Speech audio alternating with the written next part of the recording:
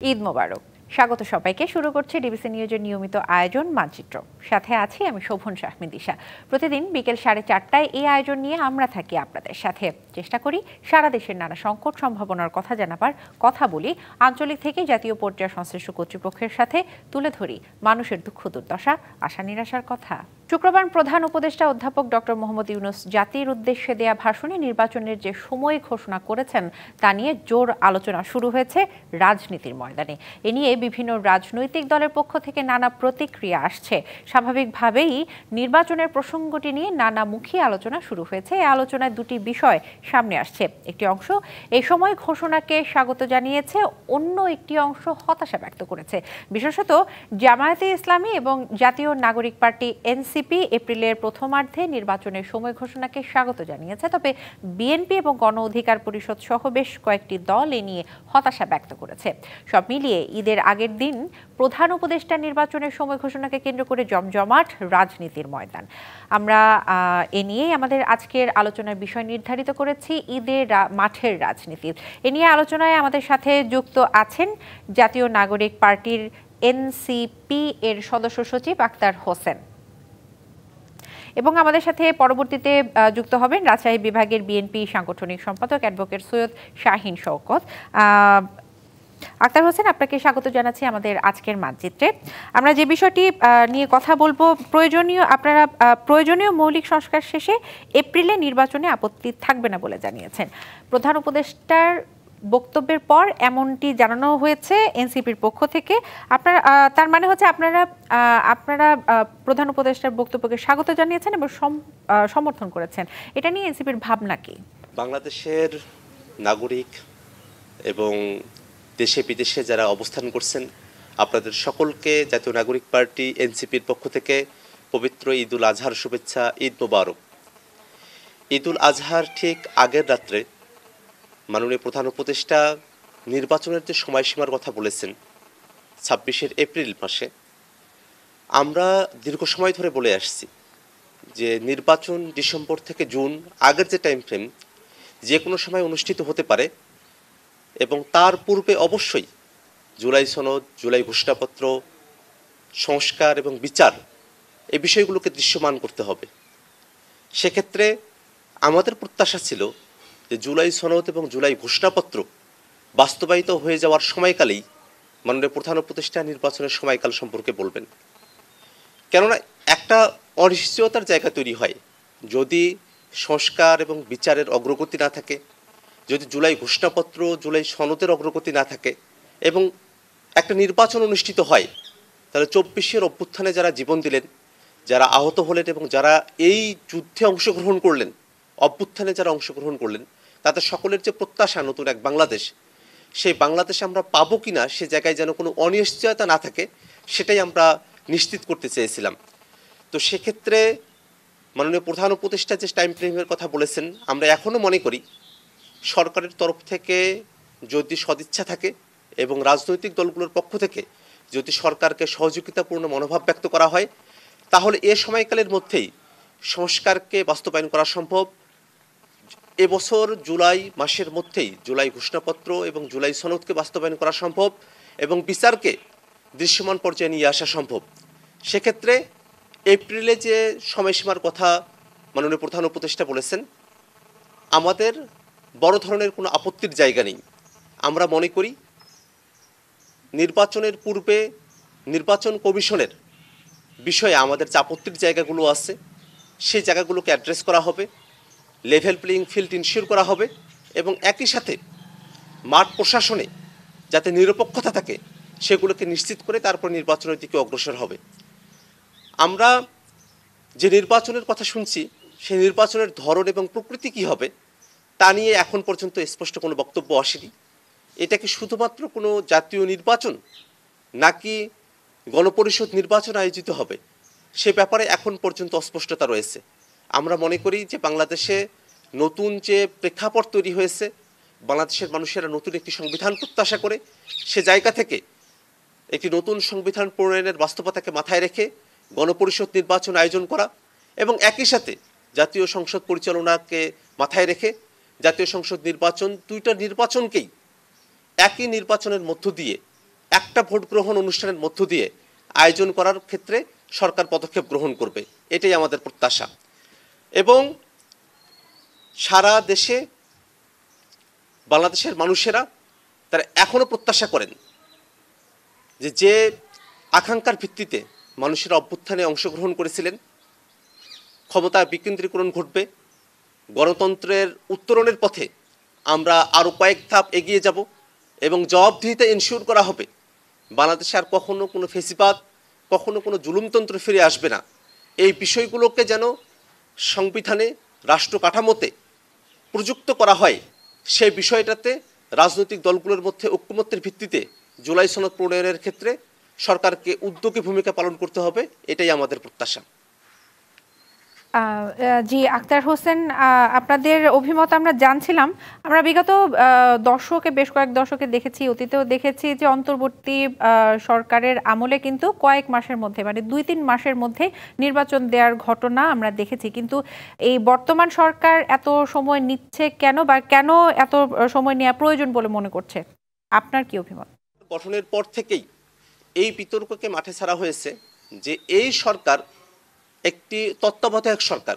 কিন্তু আমরা বারবার বলে এসেছি যে গণ অভ্যুত্থানের প্রেক্ষিতে ডক্টর মোহাম্মদ ইউনূস স্যারকে প্রধান করে যে সরকার গঠিত হয়েছে সেটা নিছকই কোনো গতানুগতিক তত্ত্বাবধায়ক সরকার না।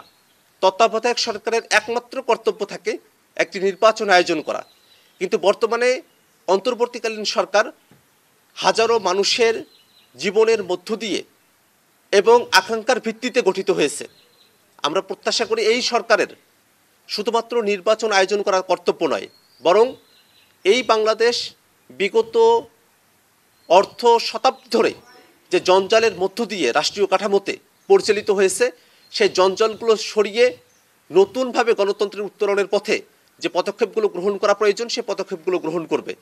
বাংলাদেশের বিচারালয়, বাংলাদেশের সংবিধান, বাংলাদেশের পুলিশ প্রশাসন, সচিবালয়, প্রত্যেকটা জায়গায় যাতে জনগণের অধিকারের ছাপটা নিশ্চিত করা যায়, মানুষের মর্যাদাকে নিশ্চিত করা যায়, তার জন্য যে ধরনের সংস্কারগুলো প্রয়োজন, সেই সংস্কারগুলো নিশ্চিত করা এই সরকারের প্রধানতম দায়িত্ব। একই সাথে 24-এর অভ্যুত্থানে আওয়ামী লীগ এবং তাদের দোসররা যারা মানবতা বিরোধী অপরাধে যুক্ত হয়েছে, যারা গণহত্যার সঙ্গে যুক্ত হয়েছে, তাদেরকে সঠিকভাবে বিচারের আওতায় নিয়ে আসা এই সরকারের দায়িত্ব। সে জায়গায় বাংলাদেশ রাষ্ট্রটি আগে যে কাঠামোতে পরিচালিত হয়েছে, সেই কাঠামোগুলো ভেঙে নতুন কাঠামো গড়তে অন্তর্বর্তীকালীন সময়ের সময় প্রয়োজন হতে পারে। এবং এই জায়গায় কিন্তু আমরা আগেও বারবার বলেছি যে অন্তর্বর্তীকালীন সরকার সময় পাবে তার কাজের ভিত্তিতে। যে পরিমাণে কাজ অন্তর্বর্তীকালীন সরকার করতে চাচ্ছেন, সেই টাইম ফ্রেম অনুযায়ী তারা সময় পাবেন। অনেকে দীর্ঘ, এবং সেটা কখনোই সেটা যেন দীর্ঘায়িত না হয়। কিন্তু সংস্কারকে বাস্তবায়ন করার জন্য আপনি বললেন যে অন্তর্বর্তী সরকার যতটুকু কাজ করতে চাইছেন, এটা কি শুধু অন্তর্বর্তী সরকারের চাওয়ার উপরে নির্ভর করে, নাকি এর পাশাপাশি আরো আনুষঙ্গিক ব্যাপার আছে? অন্তর্বর্তীকালীন সরকারের দায়িত্ব রাজনৈতিক দলগুলোকে একটা জায়গায় নিয়ে আসা, জুলাই ঘোষণাপত্রের ক্ষেত্রে, জুলাই সনদের ক্ষেত্রে, এবং রাজনৈতিক যে দলগুলো রয়েছে, ফেসিবাদ বিরোধী পক্ষ, তাদের সকলের কর্তব্য জনগণের যে প্রত্যাশা, সে প্রত্যাশা মাফিক নিজেদের যে এজেন্ডাগুলো আছে সেগুলোকে প্রণয়ন করা। আমরা এটাকে বাংলাদেশের প্রশ্নে একটি সম্মিলিত উদ্যোগ হিসেবে আমরা দেখি।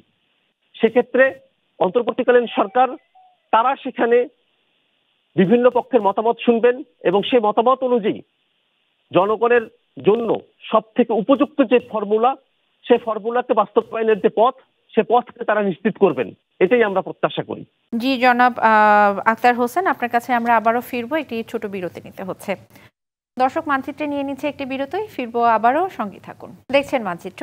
আজ আলোচনা করছি ঈদে মাঠের রাজনীতি এই বিষয়ে। আমাদের সাথে যুক্ত আছেন জাতীয় নাগরিক পার্টি এনসিপি এর সদস্য সচিব আক্তার হোসেন এবং রাজশাহী বিভাগের বিএনপির সাংগঠনিক সম্পাদক অ্যাডভোকেট সৈয়দ শাহীন শওকত। স্বাগত আরও একবার আপনাদের দুজনকে। এবার আমরা চলে যাব আমাদের অতিথি অ্যাডভোকেট সৈয়দ শাহীন। সৈকত, আপনার কাছে কাল শুক্রবার প্রধান উপদেষ্টার ভাষণের পর তাৎক্ষণিক প্রতিক্রিয়ায় বিএনপি জানিয়েছে যে তারা আসলে হতাশ, জাতির প্রত্যাশা পূরণ হয়নি। আপনার কাছে জানতে চাইবো, ছোট করে বলবেন যে কেন মনে করছেন যে জাতির প্রত্যাশা পূরণ হয়নি? বিসমিল্লাহির রহমানির রহিম।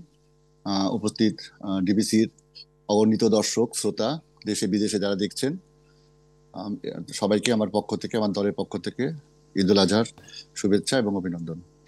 দেখুন, আমরা আসলে আমাদের প্রত্যাশা কিন্তু বিএনপির একক প্রত্যাশা না। মাননীয় উপদেষ্টার সাথে কথা বলার পরে যে সমস্ত দল ছিল তার ভিতরে অধিকাংশ দল, বিশেষ করে 50টার উপরে দল, তারা কিন্তু ডিসেম্বর ইলেকশন চেয়েছিল বিভিন্ন কারণে।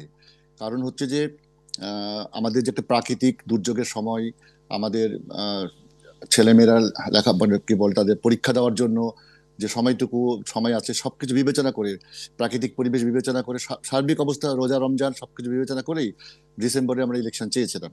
এটা একটা অনুকূল পরিবেশ ছিল, কারণ ডিসেম্বরের সময় আবহাওয়া খুব শান্ত থাকে, ভালো থাকে, উৎসব মুখর পরিবেশ থাকে, সবকিছু অনুকূলে থাকে। একটা ভোট করার জন্য প্রার্থীরা যে জনগণের কাছে যাবে, তাদের কথা বলবে, তাদের সামনের দিকের কি করতে চায় একটি দল, ক্ষমতায় গেলে কি করতে চায় সেই বিষয়গুলো উপস্থাপনা করবে, সেই বিষয়গুলো কিন্তু বলার জন্য একটা উন্মুক্ত সুযোগ ছিল, যেখানে অন্য কিছু ডিস্টারবেন্স কম ছিল।